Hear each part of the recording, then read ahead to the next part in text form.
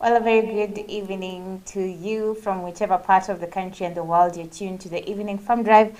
Thank you so much, Time, for making time to be with me in another edition, a very special edition of the World Soil Day. And today I'm super excited because I'm hosting one of the special ladies, the CEO and founder of Food Tank. Thank you so much, Danielle, for joining us in today's edition and for making time to join us. So kindly tell us where you're watching and following us from, and a little introduction about yourself as we start today's show.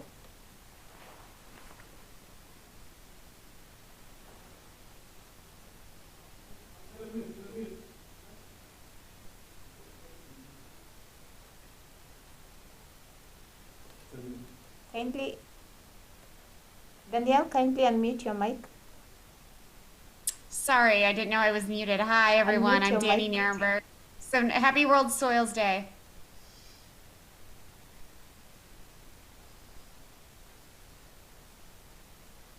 Can you hear me? Yes, now we can hear you. Great. Yes. So I'm joining you from Baltimore, Maryland. Thank you so much for having me on the show. Happy World Soil Day to everyone. Recording in progress. Yes, so probably you can start by telling us a little bit about Food Tank, what you do, and today you're marking the World Soil Day. How did you celebrate it in Maryland?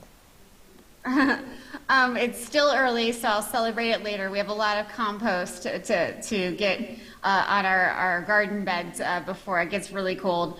But yeah, I mean, Food Tank is a research and advocacy organization, and our mission is to really highlight stories of hope and success in food and agriculture systems around the globe, and activate, inspire, and motivate policymakers, businesses, farmers, and others to make change in our global food systems. Interesting. Now, what is the importance of marking such a day? Because just as you've mentioned, you're getting ready to get some of the humus into the soil. What is the importance of marking such a day, and how should people celebrate World Soil Day? You can imagine, like World Food Day, people ate a lot of food. So how do we celebrate the World Soil Day? I mean, I think, you say it so well in the title of this interview. Soil is where everything begins, right? And I think we have neglected our soils, at least over the last 70 plus years, by degrading them with artificial fertilizers and not investing in soil health. And I think we're seeing the impacts of that now. So it's really important to mark this day and remember that soil is where the majority of our food comes from, about 95%. And that if we're not protecting our soils, at least 30% of our soils are degraded right now, then we're doing that at our own peril. We really need to invest in soils in the same way we invest in so many other things in our agriculture and food systems. We need to make sure that the people, farmers who are responsible for stewarding our soils get the compensation and the respect and honor that they need as well. So it's really interlinked with all of the other things that are going on in the world, whether it's the climate crisis or our health crisis. Degraded soils don't produce nutritious food, and so we need to protect our soil nutrients if we want to protect our own health. Interesting.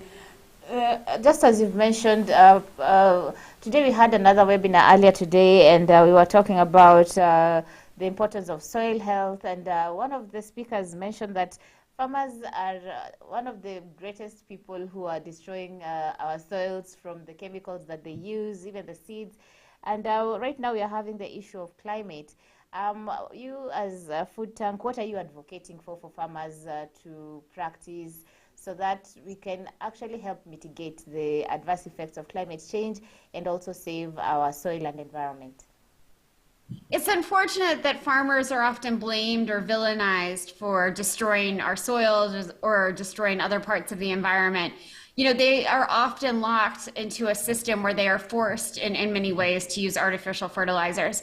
I think, there's nothing wrong with fertilizers if they are used like they were intended to be, as medicine, if you will, to get farmers over a hump, to return fertility back to the soil.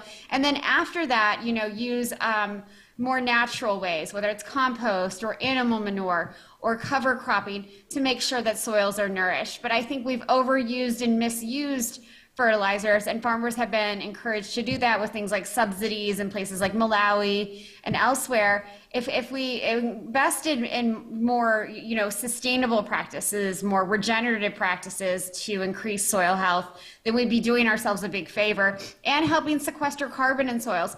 Soils have this huge opportunity to be a carbon sink, and yet we're sort of underutilizing them right now. And I think if we, again, can compensate farmers for sequestering carbon in soils, for doing things like planting trees along with crops, using those agroforestry or silvopastoral systems, that would really help make sure that we're solving the climate crisis in a way that also benefits farmers. Interesting. Looking at the current state, where would you say countries are at with regards to saving food? Because we have the issue of the war in Ukraine, there is the issue of prolonged drought, especially here where we are at in East Africa. Sure. Where are we at with regards to our food systems, and what should farmers do to increase our food security? And also talk about the need to check on soil testing and check on our soil health so as to increase food in our baskets. I mean, we're definitely in a very precarious time for our food system. We've, experienced almost 3 years of a pandemic that put a strain on global food production and supply chains all over the world. In places like parts of Africa, you have Ebola arising again, so that's preventing transport of seeds and other things that will help farmers. And of course, you have the Russian aggression against Ukraine with the war there, and that's a majority of where fertilizers are produced, that region. And so it's really putting farmers all over the world in a bind, right? And so I think instead of making a transition to more sustainable practices over the long term, right now we're going to, farmers are going to be forced into making sure that they're using more sustainable practices, because fertilizer prices will be too high, seed prices will be very high, and of course food prices for eaters and everyone will be very high. Ironically, farmers are the hungriest people in the world, even though they produce all of our food. So we need to find ways to help farmers improve soil health in different ways. And again, that's not just relying on artificial fertilizers. That's doing, a variety of things, including growing a diversity of crops. Farmers who grow monoculture crops are less resilient to the climate crisis, of course, but again, less resilient to global shocks like the war in Ukraine. So we need to find ways to invest in farmers. You mentioned soil testing, helping them figure out what exactly the nutrients are in their soils and their particular plots, because soil fertility can really range from plot to plot and from farm to farm and from country to country. So helping farmers get the tools that are necessary for them to make, better decisions around what their particular piece of land needs and what kinds of crops should be grown there. There's a discussion I was having with Noah earlier today about the soils, and I was asking him which is the best soil to practice farming, and he was like, any soil can do well. Do you agree with that? I do believe that if you treat it right, it will do well. And I think that's just really what matters. And Noah's one of the best farmers in the world, so he knows better than anyone. Interesting. You got me there. I thought you were going to say no. What are the common threats that affect our soils? I mean, again, it's things like industrial agriculture practices that don't take soil health into account. It's overuse of monoculture crops and not letting soils rest or repair themselves. It's, the climate crisis, which is causing drought over many areas of the world, including where you're at in East Africa, as you mentioned. So it's really this sort of cacophony of different things that are affecting soils and making it harder for them for soils to repair, to renourish, to restore their nutrients. And so that means it's up to us, as whether you're a policymaker or a farmer or an eater, to really, make sure that you are advocating for soil health. I think when we talk about agriculture and, we get consumed by the climate crisis, that we forget that soil health is really the root of all of this. Kenya recently passed a ban on GMOs. What is your take on GMOs? Because there have been so much information that has been going around where people are talking about GMOs cannot be planted with the same types of other crops. There is the issue of GMOs destroying our environment and also the soils. What's your take on GMOs? And do you think Kenya is headed the right way when it comes to food security? It's such an interesting question. I think the issue of GMOs, it takes up all the oxygen in the room. People are either, a 1 or a 10. Nobody's in the middle about GMOs, right? And from my perspective, as somebody who has studied agriculture now for a long time, I feel like GMOs have not lived up to their promises. They were supposed to reduce agrochemical use. In fact, they have helped increase it, things like glyphosate.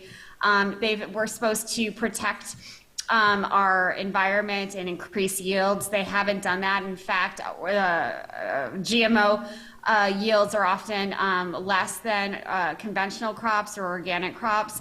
And they haven't made farmers money, which I think is an important part of this discussion. Farmers are locked now in a cycle where they have to buy GMO seeds and then the inputs that go, specifically for those seeds and those crops. And you don't want farmers to get locked into a sort of a vicious cycle that they can't get out of. So if GMOs had lived up to their promises, I'd be a bigger fan.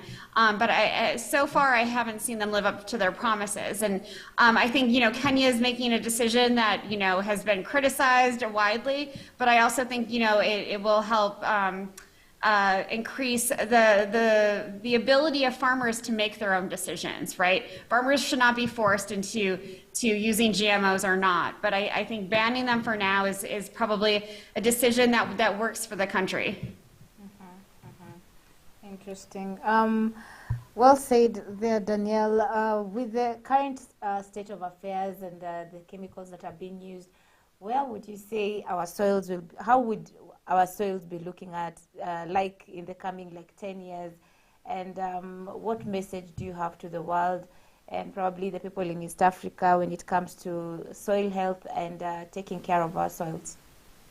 Listen, there's a lot of urgency right now. I just got back from the climate COP in Egypt. The biodiversity COP is coming up in Montreal. It's clear that if we don't invest in soil health, again, we are doing so at our own peril. We need to invest in soil so that we can solve these multiple crises that we're facing.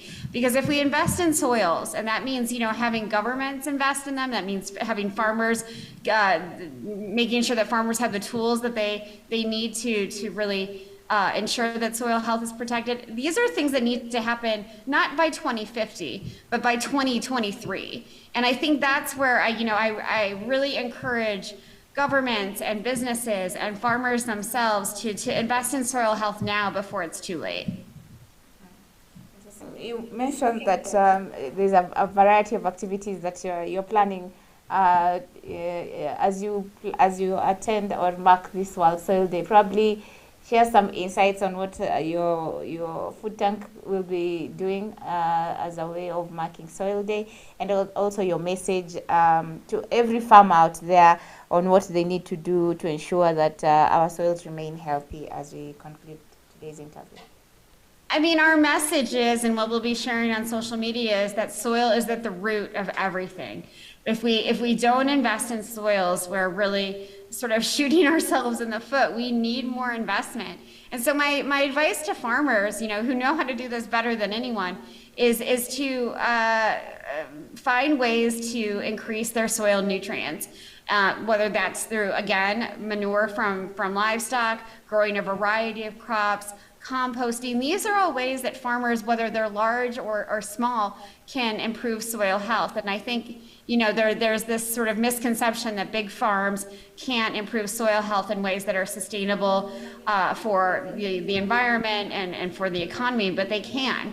And so small and large farmers alike need to know that they have a role to play in this. Thank you so much, Danielle, for making time to join us in today's edition as we mark the World Soil Day, and we are really looking forward to having more sessions with you with matters food and our food systems. Probably fill us in on what kinds of meal you eat at Maryland as we eat ugali. Thank you so much.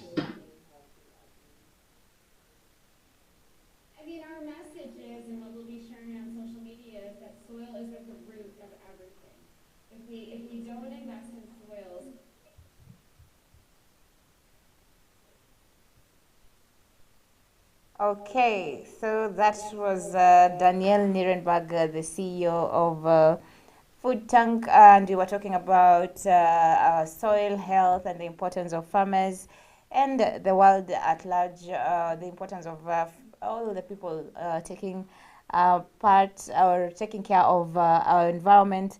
Many people don't even know where exactly this day came from, and I was reading the way this the World Soil Day came about, and yes, it was formed in 2013, but the UN General Assembly, and the Soil Day was passed. Its inception was at the UN General Assembly. The day is usually marked in commemoration of the birthday of the late His Majesty King Babimbol Adulaide. He is the King of Thailand and one of the leading proponents of this initiative. With that brief history of Soil Day, let's each year FAO encourages youth and adults around the world to participate in a challenge to care for the soil. A recent challenge involved signing a pledge card, planting a seed, taking a photo, and sharing it on social media.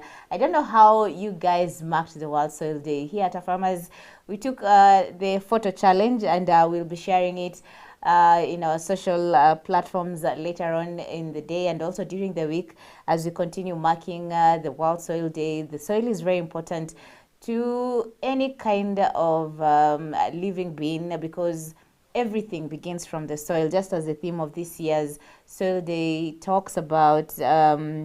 Food begins from the soil. So like you cannot do anything without soil. So there's an urgent need for everyone to take part and participate in checking our soil health.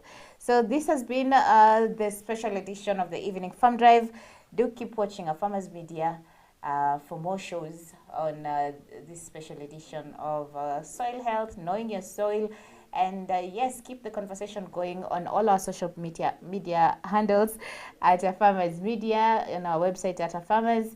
We're also on Twitter and Instagram and TikTok and LinkedIn. Keep